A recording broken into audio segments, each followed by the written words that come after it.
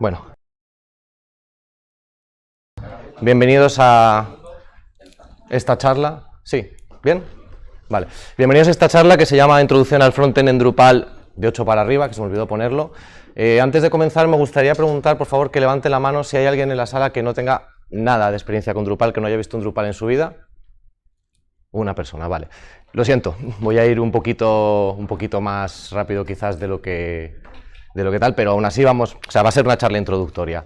Mi nombre es Nacho Díaz, soy un desarrollador frontend autodidacta, en realidad soy periodista de formación, soy un intrusista laboral y llevo 10 años trabajando con Drupal, de los cuales 8 como autónomo, los últimos 2 en Metadrop, una empresa para la que solo tengo buenas palabras. Y actualmente soy coordinador digital de la revista Cáñamo. Tenéis ahí mi información de contacto por si me queréis buscar de alguna manera. Y me gustaría hablar primero de los objetivos de esta charla, ¿vale? Una de las maneras que podría haber enfocado esta charla hubiera sido como una especie de how-to, un tutorial, ¿no? Cómo se hace un tema, etcétera. Pero me parece que es más interesante, sin embargo, centrarnos en los fundamentos del frontend en Drupal. Porque la información acerca de cómo se hace un tema, de cuáles son los valores que hay en un info.yaml, de dónde se mete el CSS, de dónde se mete el JavaScript, etcétera, todo eso es relativamente fácil de encontrar, googleándolo, en los tutoriales, la documentación oficial, etcétera. Sin embargo, aquí nos vamos a centrar más en los fundamentos, en cómo funciona por debajo Drupal, que muchas veces es donde una persona que acaba de entrar en Drupal por primera vez en su vida se puede pegar más tortazos. Para ello vamos a resolver la gran pregunta de todo frontend, que es ¿cómo hacemos que el HTML, el CSS y el JavaScript lleguen al navegador? Vamos a hablar de cómo se genera y cómo se altera el HTML de Drupal. La parte de alterar es muy importante. La parte de alterar nos va a llevar a la interacción que hay entre los módulos y los temas. Sería un error considerar que el frontend de Drupal se empieza y se acaba en los temas. Los módulos tienen mucho que decir, como vamos a ver. Vamos a ver muy rápidamente qué es un theme y cuáles son sus funcionalidades básicas, como repito, muy por encima, porque la documentación más básica se puede encontrar en el propio Drupal.org. Vamos a ver también la API de librerías, cómo se inserta el CSS y el JavaScript. Y si nos da tiempo hablaremos de un par de buenas prácticas de JavaScript. La charla está pensada para alguien, como su nombre indica, introducción, está pensada para alguien que ha tocado poco o nada el frontend de Drupal. Sin más, comenzamos. ¿Okay? Al preparar esta charla hice una pequeña instalación, quería hacer un poco de directo, pero me di cuenta que andar yendo y viniendo entre las diapositivas y la instalación eran complicado, así que los ejemplos que van a salir aquí son pantallazos, pero que sepáis que hay una instalación de Drupal, que de hecho intentaré subir a GitHub, por si acaso alguien quiere verla, ¿vale? Que existe y que tiene esta estructura. La primera pregunta que hay que responder, creo, en Drupal, a la hora de enfocarnos en el frontend, es ¿de dónde sale el HTML de Drupal? ¿Cómo trata Drupal el HTML? La respuesta es que hay una estructura que es muy importante, que son las render arrays o las arrays de renderizado. En Drupal, todo el HTML, todo lo que va a ser el HTML definitivo de la página, siempre acaba en una render array. Una render array, que no es más que una gigantesca array, no es más que, desde mi punto de vista, una especie de, entre muchas comillas, ¿vale? No me tiréis tomates, una especie de falso DOM, en el sentido de que tiene toda la jerarquía de la página anidada, reproduce la estructura final, va a tener el HTML, luego va a tener el body, luego va a estar la página, dentro de la página puede haber nodos, etcétera, y va a reproducir esa estructura jerárquica. Para mí esto no es tan diferente de otros sistemas a la hora de trabajar, es decir, si pensamos por ejemplo en un React o en un Vue, generalmente vamos a trabajar en un pequeño componente que lo vamos a anidar dentro de otro, montando una especie de juego de muñecas rusas, de matrioska, para construir nuestro HTML. Pues en Drupal generalmente también nosotros trabajaremos con render arrays. Aquí hay un ejemplo real. Esta render array acabará dentro de un bloque, por ejemplo, ese bloque acabará dentro de un nodo, etcétera, y también así se irá construyendo la estructura final del HTML. ¿Qué hay que saber de la render arrays? Este es un ejemplo muy sencillo. No sé si se ve muy bien, está un poco pequeño, ¿no? La parte de la izquierda, pero bueno. La render array de la izquierda representaría, al ser renderizada por Drupal, la estructura HTML de la derecha. Y hay que diferenciar en la render arrays, es importante saber que tenemos dos tipos de valores. Los que comienzan por almohadilla son propiedades. En el primer nivel de la render array vemos que nos está diciendo que el tipo es HTML tag, que la tag es una section y que tiene unos atributos, un ID y una clase. El cuarto valor, donde pone imagen, está abriendo un nuevo nivel anidado. Es una render array que está dentro, que representa, como habíamos dicho, la estructura anidada del HTML. Es la imagen, etcétera, y luego viene el nombre. Otra cuestión importante. Hay tres, no hay tres, hay más, pero solemos trabajar el 99% con tres valores que son mutuamente excluyentes. O estamos trabajando sobre algo del tipo type, como veis, type HTML tag, que es lo que se llama un render element, que son pequeñas estructuras de HTML, generalmente de pequeño tamaño, o estamos trabajando con markup, que es lo que vemos abajo. Name markup, lo que se ve es directamente escribir el HTML a pelo, está sanitizado, pero es escribir ahí el HTML, o estamos trabajando sobre themes, theme hooks, que son probablemente los más utilizados, los más importantes, y que los veremos a continuación. ¿Ok? Estos son sencillamente, por ejemplo, los render elements. Nosotros hemos utilizado el que se llama HTML tag, que es un render element que sirve para renderizar etiquetas HTML, pero hay un ejemplo de la documentación de que hay muchos más. Esto es muy complicado, esto es un engorro para hacer HTML. Nadie va a escribir HTML así en Drupal. Hay que conocerlas, hay que saber manejarlas en el frontend de Drupal, pero nosotros no vamos a escribir el HTML definitivo de Drupal así. Es un engorro. Para escribir un simple section y ponerle un ID y una clase, hemos tenido que hacer toda la estructura de arriba. También es más difícil para trabajar programáticamente. For loops, if else, etcétera, todo lo que queramos escribir a nivel programático se vuelve un engorro con render arrays muy anidadas que son difíciles de manejar. Y es difícil de reutilizar. Escribes este render array para un HTML, lo quieres utilizar en otra parte de tu código, ¿qué haces? Copias y pegas. No es lo que se suele hacer. Tenemos que conocerlas, pero la mayoría del tiempo no vamos a escribir así nuestro HTML, sino que va a ser más bien así. Esto es una render array también, un array de renderizado, pero en este caso está utilizando el tercer valor. Habíamos hablado de type, hemos hablado de markup.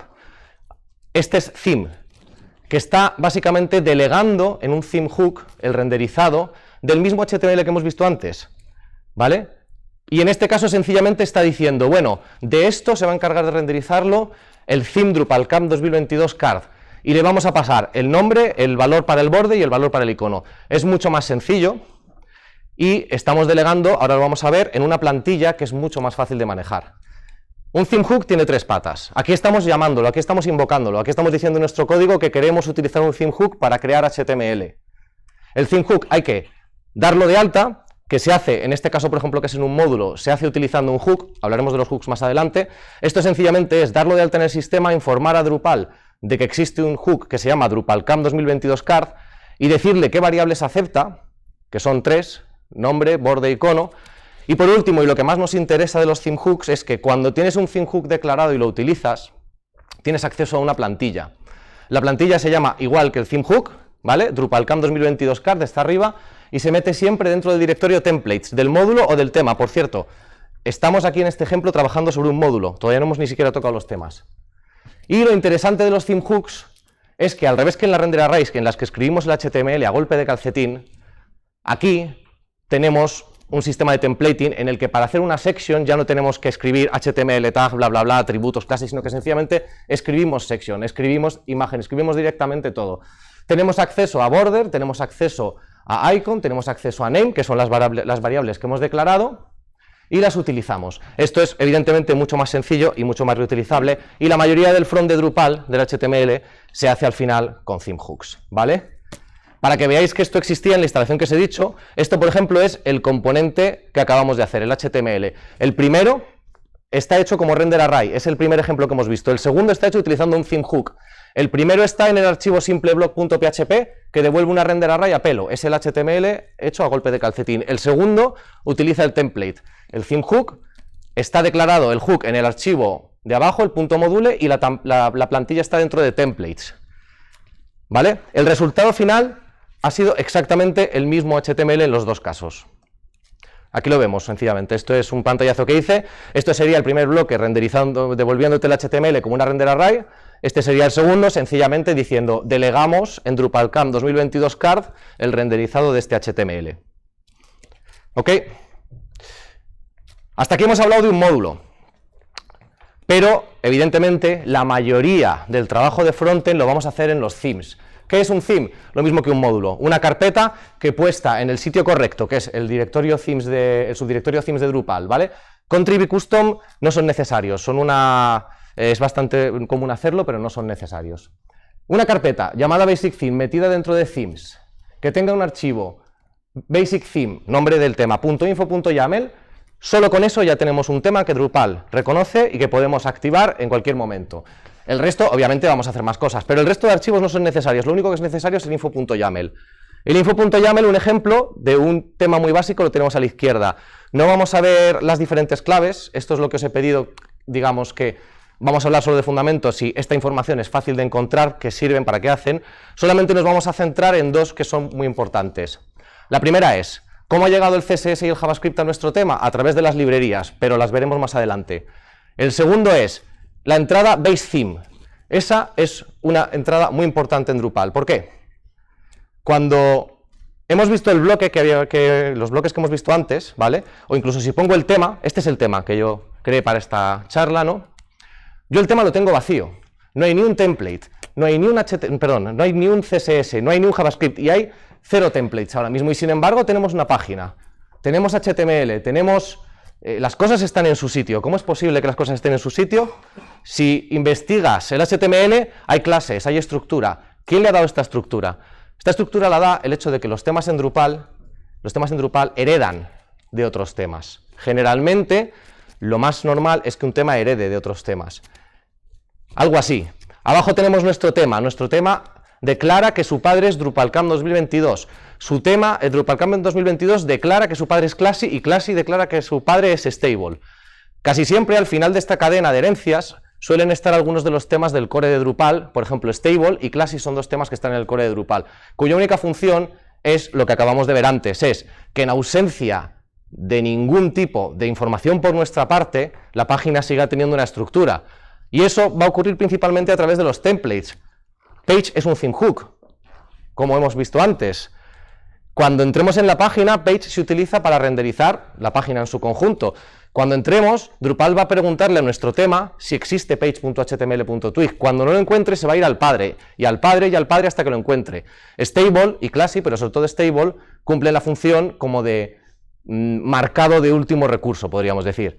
Cuando nosotros creemos un archivo page.html.twig en nuestro tema, tomará precedencia sobre el de Stable y ya digamos que podremos tematizar nuestro tema. Pero en ausencia siempre vamos a tener, si utilizamos el valor de base theme, ¿vale? Si utilizamos este valor de base theme, siempre vamos a tener un marcado mínimo. ¿Ok? Llegados a este punto, hemos visto que tenemos un tema vacío, totalmente vacío. Y teníamos un módulo que nos daba de alta dos bloques, ¿vale? Y el marcado, digamos, de esos dos bloques, el HTML, nos lo proporcionaba ese módulo. ¿Qué ocurre en Drupal? ¿Cuál es el trabajo de los desarrolladores front en Drupal? El 80% de sus vidas. Consiste en interceptar el trabajo de otros, porque utilizamos módulos. Este módulo de los bloques ha sido creado por un señor que vive en Alaska, por ejemplo, que no tiene ni idea de cuáles son las necesidades de mi proyecto. Y mi proyecto aparece de repente el cliente y me dice que le gusta ese bloque, pero que quiere, por poner un ejemplo muy estúpido, que cada palabra del nombre tenga un color diferente, ¿no? Y para ello vamos a necesitar meter un CSS y vamos a necesitar alterar el HTML de ese componente. Ahora, reescribir el módulo de nuestro señor de Alaska sería bastante costoso. Necesitamos un modo, y lo tenemos, de interceptar el HTML antes de que sea renderizado y tocar solo exclusivamente lo que a nosotros nos interesa. Esto se suele realizar a dos niveles, ¿ok? Que además son los niveles con los que llevamos desde el principio, que nos llevan acompañando desde el principio, o bien a nivel del render array, o bien a nivel de los templates, usando templates overrides, ¿ok? Y esto es la base de la modularidad, y esto es por lo que Drupal es un sistema tan adaptable y tan flexible, porque siempre tenemos la capacidad de alterar lo que nos venga dado por el core, por otros módulos, para adaptarlo a nuestras necesidades. ¿Cómo se intercepta el trabajo de otros? Nosotros queremos convertir la estructura HTML que está arriba en la de abajo, ¿vale? Porque es lo que necesitamos. Y el resto del bloque lo vamos a dejar igual. Solo queremos rodear cada una de las palabras por un span y ponerle unas clases auxiliares para que nuestro CSS les dé el color. ¿Ok? Bueno, lo primero, y aquí va a entrar un último concepto relacionado con los theme hooks. Lo primero que tenemos que saber es que nuestros famosos theme hooks, que son, repito, los que se encargan del renderizado de la mayor parte de Drupal, tienen apellidos que se llaman suggestions, ¿vale? Esto que vemos en la pantalla no es más que el marcado de Drupal cuando activas el modo de debug, ¿vale? Que ya te está chivando y es el modo más rápido de encontrar las suggestions. ¿Qué son las suggestions? Si el hook es el nombre, la suggestion es el apellido. Este es el primer bloque, ¿vale? El que hemos creado como un render array, el que hemos creado directamente como un render array. Este bloque es renderizado por el theme hook block, lo vemos arriba, ¿vale? Pero Drupal, para ayudarnos a interceptar bloques concretos, le pone apellidos y le dice, bueno, este es un bloque, pero es el bloque de tipo simple block. Y hay más suggestions ahí. Las suggestions, además, nosotros las podemos añadir. Drupal añade generalmente muchas suggestions. Por ejemplo, este, que tiene muchas más, estos son los nodos. Los nodos son la entidad que solemos utilizar para hacer, por ejemplo, artículos de un blog, etcétera, ¿no? Cuando tú tienes un nodo, el theme hook es node, pero Drupal ya te está diciendo, bueno, por si lo necesitaras, aquí tienes todos estos apellidos. El nodo cuando es de tipo, no de tipo, sino de cuando su view mode, cuando su modo de visualización es teaser. El nodo cuando es de tipo artículo. El nodo cuando es de tipo artículo y además es teaser. Incluso el nodo número 1, para que tú puedas atacar el HTML, el marcado solo del nodo número 1. ¿Ok? Las suggestions son muy poderosas a la hora de ayudarnos a interceptar el HTML. Nosotros sabemos que nuestro hook es block y nuestra suggestion es simple block. Vamos a interceptar el HTML del primer bloque, que recuerdo era una render array directamente, ¿vale? Esto se hace con la herramienta más utilizada por todos los frontends que han estado en Drupal, que es el preprocess hook, el famoso preprocess hook. Un hook es un gancho, hook significa gancho en inglés. Es una función con un nombre que si se le pone en el archivo correcto, con el nombre correcto, Drupal va a descubrir y va a interpretar como que quieres interferir en el renderizado de ese hook y te va a permitir cambiarlo, ¿vale? La estructura de la función es hook, preprocess hook. El primer hook se sustituye por el nombre de nuestro tema o módulo, basic theme, / preprocess, / nuestro hook, que es block y simple block como suggestion. Las guiones que hemos visto antes, ¿vale? En los templates son guiones, en las funciones son barras bajas, ¿ok? Y esto se leería, algo así, esta función se leería algo así como basic theme pide permiso para preprocesar el hook block con la suggestion simple block.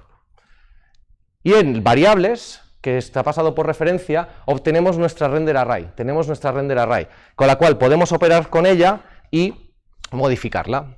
Básicamente vamos a convertir, recuerdo que estamos en el primer bloque, que era que habíamos hecho el HTML a golpe de calcetín, todo en el render array. Aquí básicamente lo único que vamos a coger es decir, vale, originalmente el señor de Alaska hizo lo de la izquierda, nosotros vamos a coger name, lo vamos a trocear, por cada uno de los trozos vamos a hacer una parte que va a ser un HTML tag de tipo span, ¿vale? Y con esto conseguiríamos el resultado. Teníamos un segundo bloque que era el bloque que sí que utilizaba un theme hook. Está ahí abajo, ¿vale? No sé si se ve bien, pero está ahí abajo donde pone theme hook Drupal Camp 2022 card, ¿vale? En este caso, como tenemos un theme hook y como tenemos un template, como tenemos una plantilla, para este caso concreto, en vez de tocar la render array, lo que podríamos hacer es hacer un template override, que básicamente es lo que decíamos antes con los temas que heredaban, pues lo mismo pero para los módulos. Si creas un template con el mismo, una plantilla, con el mismo nombre que la del módulo original, la creas en tu tema, Basic Theme, Templates, DrupalCamp 2022 card. Es decir, básicamente estás reproduciendo la estructura que había en el módulo del señor de Alaska, pero en tu tema.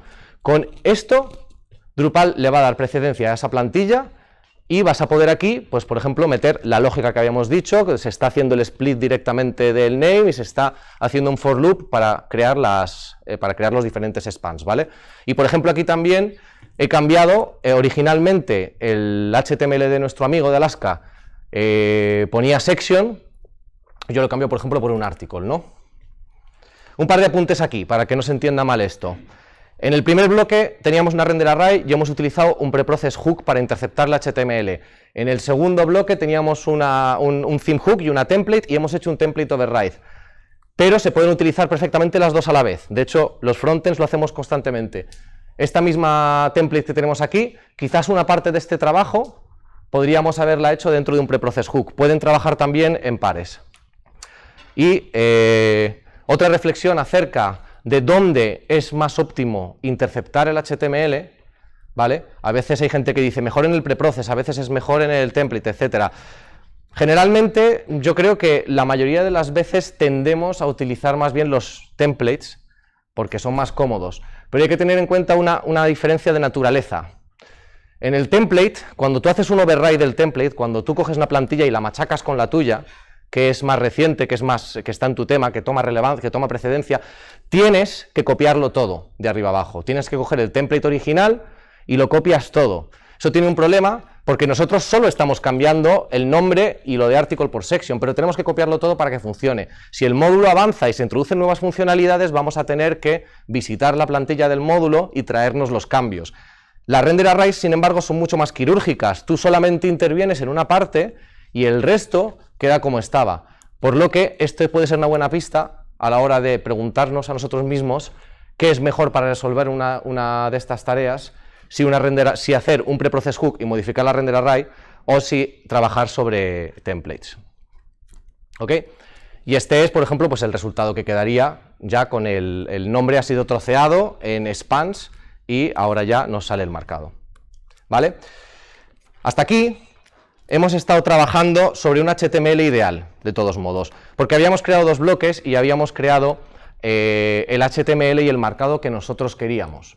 Habíamos hecho, digamos, le habíamos puesto las clases que queríamos, lo habíamos hecho casi como si estuviéramos escribiendo una página estática, justo lo que queríamos. Es importante advertir, sobre todo para aquellos que se acerquen por primera vez a Drupal, que en Drupal en realidad de entrada rara vez se consigue el HTML deseado y rara vez estamos creando desde cero render arrays, rara vez estamos creando desde cero theme hooks como hemos hecho al principio de esta charla, ¿vale? Esto se debe a que generalmente utilizamos lo que ya nos trae, hacemos site building con Drupal, utilizamos nodos, utilizamos campos, etc. Y esto resulta en la famosa sopa de divs que caracteriza a sistemas como Drupal y no solo, también WordPress, Joomla, bueno, en general, cualquier sistema que quiera ser genérico, debido a la necesidad de proveer de un mínimo común denominador, las plantillas que te proporciona Drupal por defecto, los fields, etcétera, son muy conservadores, es decir, no utilizan article, te meten divs, meten muchos divs, meten envoltorios por todas partes, meten muchas clases con muchos nombres además, ¿no? Que intentan como cubrir todos los casos posibles porque ellos no saben lo que tú vas a hacer, ¿no? Lo cual tiene un par de problemas, ¿no?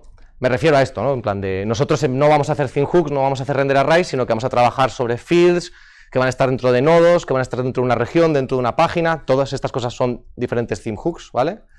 Y luego a su vez, por ejemplo, dentro puede haber un parágrafo, el parágrafo es otra entidad que también tiene campos, etcétera. El resultado es, pues, muchos divs anidados, muchas clases genéricas, exceso de envoltorios en algunos casos, ¿vale? Y nosotros, aquí se ven claramente cómo son todo theme hooks, y nosotros solemos pecar, generalmente los frontes de Drupal, de un problema, y es que esto, si abusamos de los template overrides para solucionarlo, cuando necesitamos cambiar los divs, cuando necesitamos cambiar que en vez de un H1 sea un H3, etcétera, todo ese tipo de cosas, nos suelen llevar a esto, que es la carpeta templates con decenas, incluso centenares de template overrides, que acaban produciendo también un gran acoplamiento entre nuestros temas y los proyectos, porque estos template overrides que utilizan suggestions, como hemos visto antes, están muy acoplados al proyecto, se refieren a campos concretos que tienen un nombre concreto que le hemos dado a este proyecto y que en el siguiente va a cambiar. Por eso a veces nos cuesta tanto coger un tema en Drupal o algo que hemos hecho en el front y generalizarlo. Spoiler alert, la charla de mañana va de técnicas, la charla que daré mañana a las 11:30, que es sirve un poco como continuación de esta en realidad, irá un poco de técnicas para mitigar esta tendencia que tiene Drupal. Hasta aquí hemos hablado del HTML solamente, del renderizado, de los módulos, interacción entre módulos y temas, y del importante asunto de cómo interceptar el HTML que nos viene. Hasta ahora no hemos hablado nada de CSS y JavaScript, que son los otros dos, tecnologías que nosotros tenemos que enviar al navegador, que es nuestro trabajo como frontends enviar al navegador. El CSS y JavaScript se introducen a través de la API de librerías en Drupal 8, que desde mi punto de vista es de lo mejor que le ha pasado a Drupal. Desde que le quitaron las gafas al logo, que no me gustaban nada, es como lo mejor que ha habido a nivel de front. ¿Por qué? Porque solucionan muchísimos problemas de una tacada. Porque nos solucionan muchísimos problemas a los frontends. Una librería no es más que una declaración como la que vemos arriba, metida dentro del archivo nombre del tema.libraries.yaml. Una librería tiene un nombre, en este caso global, y lo que te dice es qué archivos JavaScript y qué archivos CSS, te indica básicamente la ruta dentro del tema a los archivos JavaScript y CSS que forman parte de esa librería. Se pueden hacer, esto es muy resumido como todo lo que estoy contando, hay muchos más valores, dentro de los corchetes pueden poner más cosas, pero de nuevo pido el ejercicio de quedarnos solamente con los fundamentos y esto en la documentación se puede ver el resto de valores para qué sirven. El tercer valor que es interesante en esta librería es el de las dependencias, ¿vale? Aparte del JavaScript y aparte del CSS, las librerías nos permiten decir de qué depende esta librería. Por ejemplo, que siempre tienen que ser otras librerías. Por ejemplo, aquí estamos diciendo, si nuestro JavaScript utiliza jQuery, nosotros decimos que este global depende de jQuery, que lo leemos del core, ¿vale? Core barra jQuery es la declaración de otra librería, y de jQuery once, por ejemplo, dos dependencias muy comunes, ¿vale? Esto resuelve un montón de problemas, porque resuelve el orden de la carga, por ejemplo, que solía ser un problema, te equivocabas al cargar los archivos JavaScript, ponías uno encima del otro, o cualquier problema de peso, y ya no te funcionaba el JavaScript porque el orden era el incorrecto. Con este sistema, Drupal ya sabe que no puede meter DrupalCamp 2022.js hasta que no haya metido jQuery y jQuery once, porque dependen. Soluciona el problema de las librerías externas también, porque ese core jQuery lo que está haciendo es cargar jQuery desde el core, es decir, dentro del core nosotros tenemos un montón de las librerías más comunes, está Backbone, está Lodash, está jQuery, está jQuery UI, muchas de las librerías más comunes ya están en el core porque lo que solo tienes que llamarlas. Soluciona también problemas de rendimiento, vamos a ir a ello ahora, pero gracias a las librerías podemos cargar solamente los assets que son necesarios, el JavaScript y el CSS que son necesarios. Si una página no tuviera la librería global, no cargaría tampoco jQuery, frente a un cierto patrón que teníamos en el pasado, de que tú, si necesitabas jQuery para el 95% de tu sitio y para el 5% no, aún así tú metías el jQuery en todas las páginas, y ese 5% que no utilizaba jQuery se lo comía igualmente aunque no se utilizara. Con esto, no está la librería, tampoco están sus dependencias, asumiendo que ninguna otra librería las llama, claro. Y por último, esto también sirve bastante fácilmente para hacer overrides y sustituciones que veremos ahora. En el archivo info.yaml del tema que hemos visto antes, marqué, aparte de lo del base theme, marqué en rojo las libraries. Cuando al info.yaml de un tema le metemos esta entrada, libraries basic theme global, ¿vale? Las librerías siempre se refieren nombre del módulo o tema barra nombre de la librería. Esto está haciendo referencia a la de arriba. Lo que estamos diciendo es que la cargue en todas partes, que esta librería global la meta en todas las páginas de nuestro tema. Pero lo importante, lo interesante, lo potente de las librerías, desde mi punto de vista, es que el CSS y el JavaScript de nuestro componente, del quote que hemos visto antes, de ese componente, lo podríamos sacar a otra librería, ¿vale? Imaginaros que sacamos solamente el JS y solamente el CSS que afectan al quote y lo llevamos a otra librería que se va a llamar quote, ¿vale? Esto lo ponemos en el mismo archivo, porque en el archivo basictheme.libraries.yaml podemos meter tantas librerías como queramos. Y ahora, esta librería quote la llamamos solo desde el componente quote. De nuevo vamos a volver a la dualidad. Podemos hacerlo en un preprocess hook, lo podemos hacer en el template, depende de nuestra estrategia y lo que nos apetezca. La podemos llamar desde nuestro famoso template, el DrupalCamp 2022 carb.html.twig, diciendo attach library, nombre de la librería. Lo podemos llamar desde un render array, el mismo que hemos visto antes, diciendo variables attached library basic theme quote. Se añade al final el corchete vacío, es para indicar que lo estamos añadiendo al final de la lista que haya. Con esto, lo que se consigue básicamente es, si Drupal no pasa por estas líneas de código, si Drupal no pasa por este preprocess hook o por este template y no lee eso, esa librería no se junta a la página. Es decir, si en nuestra página no hay quotes, ni ese JavaScript ni ese CSS se cargan. Y esto, desde mi punto de vista, es algo, porque creo que muchas instalaciones de Drupal, y yo lo he hecho en el pasado, siguen teniendo la tendencia a decir, bueno, pues como hacíamos antes, creamos una librería global, metemos ahí todo el JavaScript y todo el CSS y a correr. Sin embargo, esto mejora muchísimo el rendimiento, le va a gustar mucho, por cierto, a Lighthouse, el famoso Lighthouse que tanto tememos de Google, porque, por poner un ejemplo, si tenemos un componente de tipo slider que tiene un archivo JavaScript y una dependencia con cualquier librería de slider que queramos, yo que sé, con cualquier librería externa que pese, si hiciéramos esto, lo que conseguiríamos es que en una página en la que no haya sliders, no se va a cargar ni el JS que invoca, que activa el slider, ni la librería externa que puede pesar, pues yo que sé, medio mega, etcétera. Cuanto más escale esto, mejor va a ser el rendimiento, porque más vamos a conseguir que Drupal facilite el CSS y el JavaScript estrictamente necesarios para la página que estamos viendo. Este es un uso muy importante y muy interesante de las librerías. Y otro, bastante importante, desde mi punto de vista, a veces un poco infrautilizado también, ¿vale?, es la sobreescritura de librerías. Vamos a volver con nuestro señor de Alaska, que ha hecho otro módulo. Este módulo es un módulo que inserta un pop-up en la página, ¿vale? Lo activamos y nos encontramos con esto. Esto es la pesadilla del frontend, en el sentido de que el señor de Alaska, con buen criterio, ha creado el módulo y le ha dado un estilado básico. Le da un estilado porque queremos que los módulos sean plug and play o out of the box o como queramos llamarlo, es decir, que instales el módulo y tengas algo y veas algo. Pero el señor de Alaska no tiene ni idea de nuestro proyecto, le ha puesto un verde que no es nuestro color corporativo, le ha puesto una tipografía que no es la nuestra, le ha puesto unos espaciados que no son los de nuestro proyecto en absoluto. Queremos machacar eso. Y lo que hacemos es sobreescribir el CSS en nuestro tema y ya está, y nos quedamos tan tranquilos.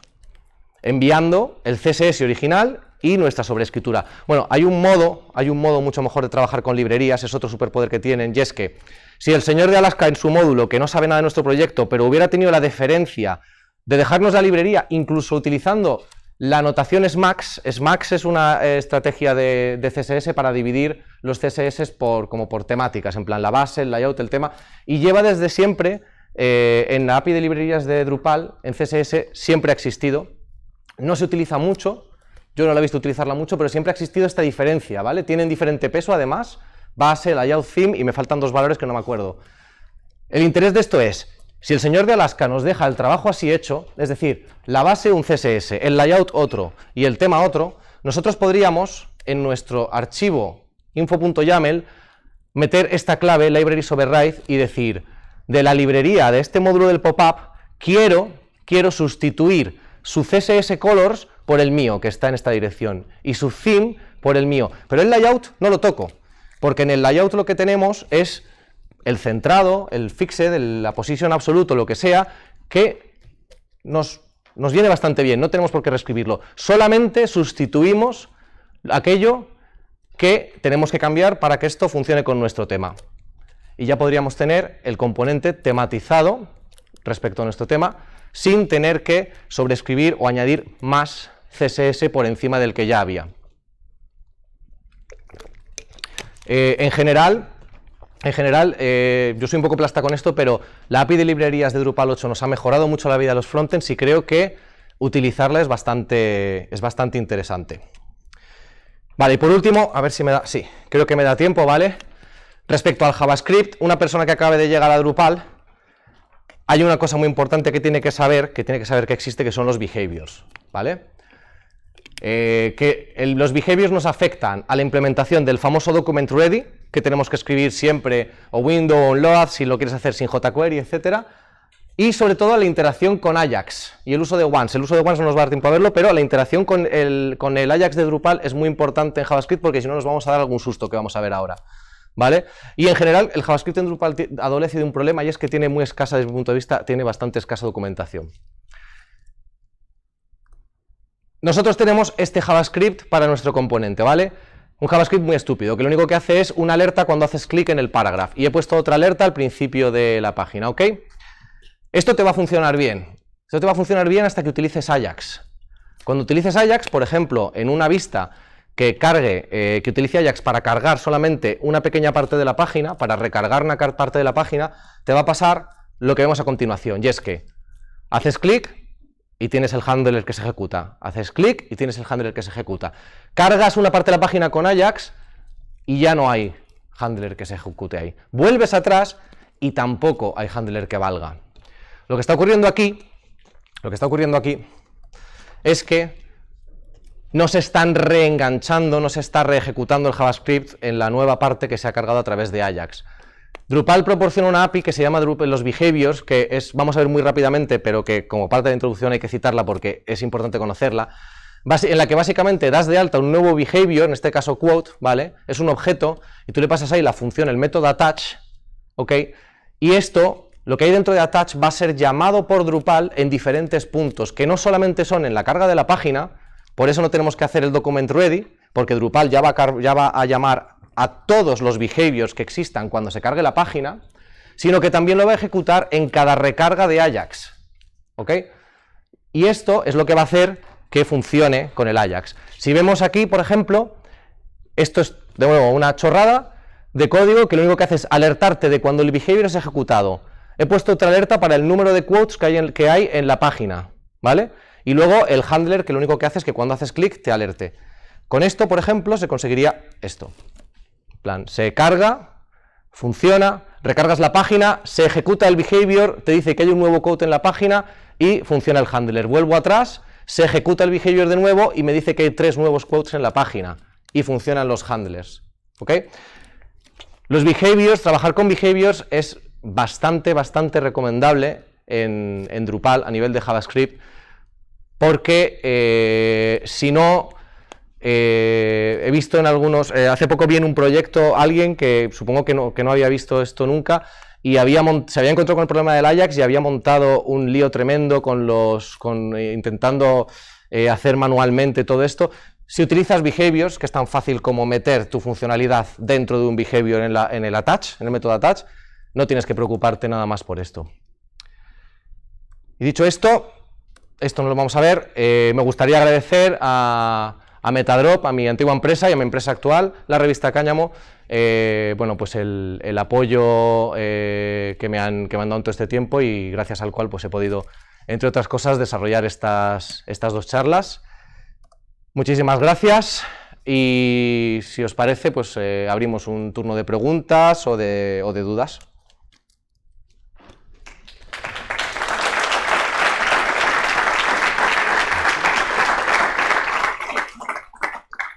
Espero no haber ido muy rápido. ¿He ido muy rápido? No sé, pero si no sé si queda algo.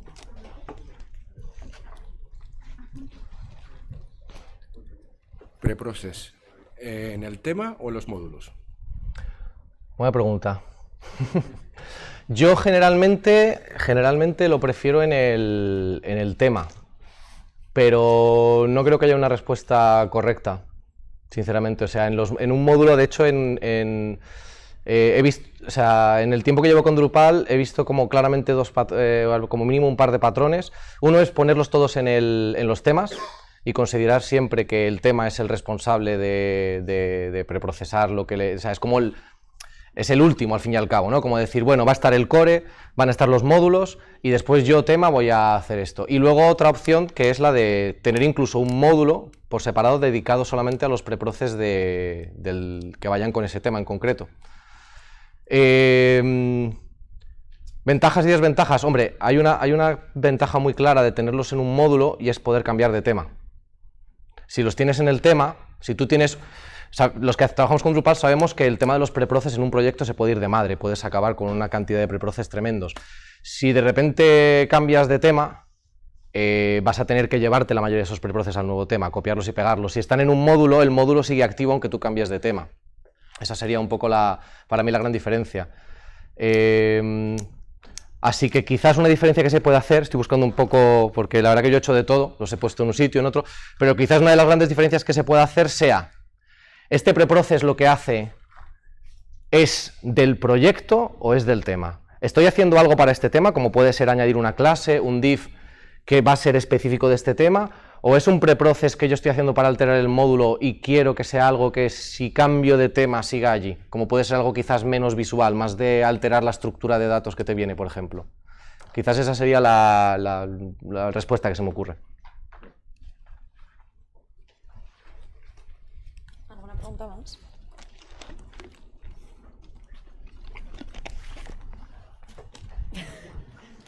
Se lo han pensado, Primero, luego venga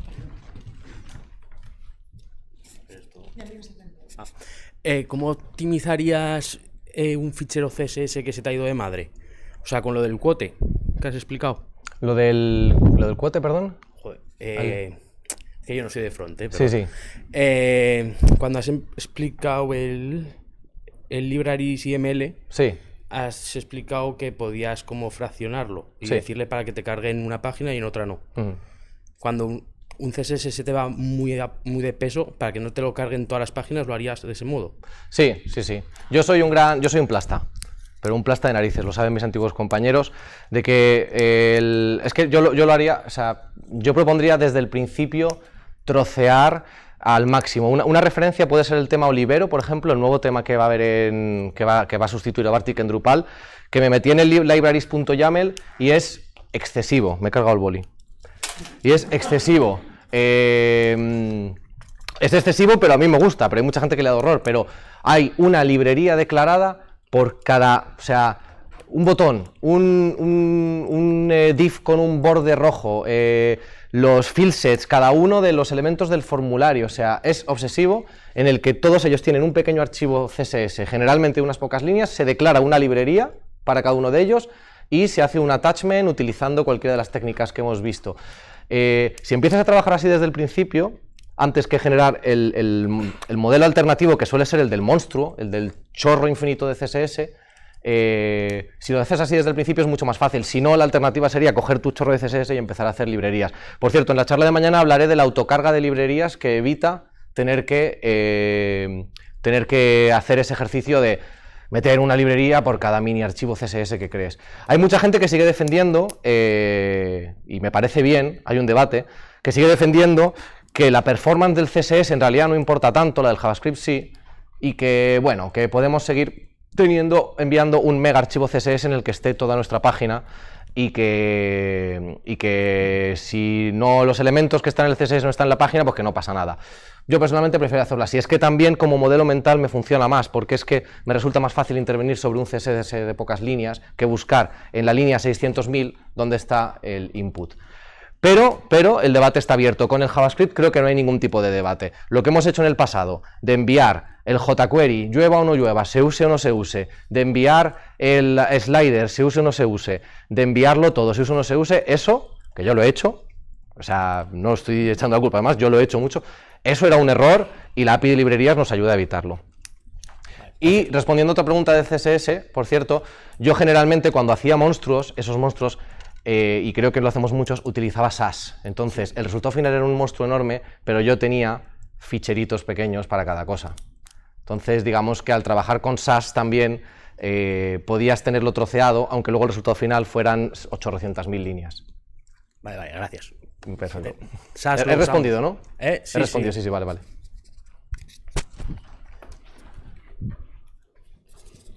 Hola. Hola. Quería preguntarte, bueno, si podías comentar un poco más acerca de los behaviors, que Sí. nos ha tocado tocarlo algunas veces. Tienen la coletilla de que se ejecuten solo una vez. Sí, el once, dices. El once, por ejemplo. Sí. Y no sé si tienen algunas más. Nosotros nos hemos peleado alguna vez con ellas. Sí, los behaviors son como para pelearse, la verdad. Esto es el santo grial de los archivos JavaScript de Drupal. Es una función inmediatamente invocada, ¿vale? Lo de la función inmediatamente invocada, que son la primera y la última línea, sirven porque en Drupal por defecto tenemos jQuery en modo no conflict, por lo que no se llama $, se llama jQuery, la pasamos arriba como $, para poder utilizarla dentro como $. Y a continuación tenemos el Drupal behaviors.quote, el Drupal.behaviors y nos ponemos a extender behaviors. La mayoría de las veces vamos a utilizar solamente attach, pero también se puede utilizar detach. Yo la verdad que no he encontrado todavía un momento en el que quieras hacer un detach de un behavior, pero bueno. Lo importante lo que no me ha dado tiempo a decir antes de los behaviors es que los behaviors se ejecutan, o sea, Drupal va a llamar a Drupal.behaviors en muchos puntos, como hemos visto, en la carga de la página y tal. Y en la carga de la página va a afectar... La variable context es muy importante. En la carga de la página, en el window onload, context va a ser el body completo de la página, va a ser el body. Sin embargo, en las sucesivas cargas de Ajax, cuando tú haces una llamada a Ajax, Drupal, por debajo, después de la llamada de Ajax, le dice a todos los behaviors, actuad. Y context se convierte en lo nuevo que ha llegado a la página, ¿ok? Por eso utilizamos context como segundo parámetro dentro de cuando utilizamos jQuery para llamar esto. ¿Qué es lo que puede pasar? Puede pasar, y de hecho pasa mucho, que nosotros tengamos, por ejemplo, 3 elementos en la página y carguemos otros 3 vía Ajax. Y puede pasar que a los tres primeros se les ha metido ya el onClick, se les ha metido en la primera carga de la página. Los 3 siguientes son cargados vía Ajax, ¿vale? Y es a esos 3 a los que tenemos que atacar, pero puede pasar, y es muy común, que dentro del context nos vengan todos metidos y estemos reatachando, ¿cómo se dice atachear en español, coño? Readjuntando el on. El once, que es la librería esta, sencillamente se mete entre medias el punto once y es una chorrada como un piano, porque el once lo que hace es que le mete creo que era una clase, un data attribute, cada vez que procesa un paragraph type quote le mete un identificador único para comprobar que no vuelve a reprocesarlo. Sirve principalmente para no volver a procesar elementos que ya has procesados, para diferenciarlos. Hay que decir que a veces si utilizas context no necesitas el once, ¿eh? O sea, aquí puede ser un poco redundante, porque si haces un buen uso del context, en el context solamente te va a venir lo nuevo, por lo que no vas a necesitar hacer el once.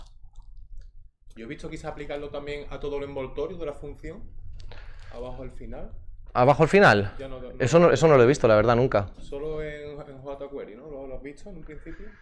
Sí, eso no lo he visto, la verdad. O sea, yo creo que sí que he visto, por ejemplo, en esta función, yo creo que en el ejemplo que yo he puesto, el once no sería necesario, porque teníamos 3, cargábamos con Ajax un nuevo esto y nos venía 1, pero los otros 3 desaparecían. Y nosotros buscábamos paragraphs dentro del context, por lo cual el once ya no era necesario, porque los anteriores habían desaparecido, estábamos sustituyendo totalmente. Ahora, si nosotros quizás tuviéramos 3 y fuéramos a cargar otros 3 y no tuviéramos el context aquí, sino que pusiéramos solamente paragraph type quote, ahí sí que necesitaríamos el once, porque ahí lo que estaríamos haciendo es, tenemos 3, cargamos otros 3 y decimos que meta un clic en todos los paragraph type quote, te los va a meter en todos, los 3 preexistentes y los 3 que vienen de nuevas. No sé si he respondido a la pregunta. Perfecto, muchas gracias, sí, muy claro. ¿Ya está? Por cierto, por si no lo sabíais, el once en Drupal 10 que están mirando ya para quitar el jQuery, once ya hay 2 librerías en el core, la de jQuery que va a estar dentro de poco depreciada o deprecado como se traduzca, y el nuevo once que ya funciona solo con JavaScript, ya no es un punto once, sino que ahora es una función, haces un once, abres paréntesis y metes dentro del selector, ¿vale? Se está viniendo poco a poco en el core un cambio hacia un Drupal sin dependencias de jQuery, y concretamente el once en los últimos proyectos ya he metido el once en formato JavaScript vainilla y no en JavaScript jQuery. No sé si lo sabíais, pero como una de las últimas cosas que he visto que han cambiado ya está en las últimas versiones disponible.